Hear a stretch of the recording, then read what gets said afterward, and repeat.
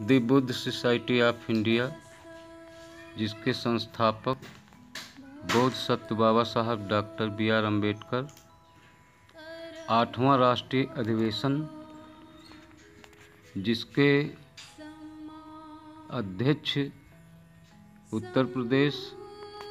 माननीय परम श्रद्धेय जगजीवन प्रसाद, राष्ट्रीय अध्यक्ष परम श्रद्धेय माननीय चंद्रबोध पाटिल,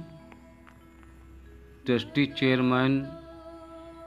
परम श्रद्धेय माननीय डॉक्टर P.G. ज्योतिकर, स्थान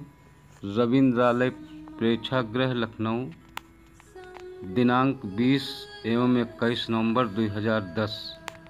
द्वारा प्रबुद्ध रत्न से सम्मानित और प्रथम अवार्ड के विजेता खुशीराम हिट्ठी एंड पार्टी,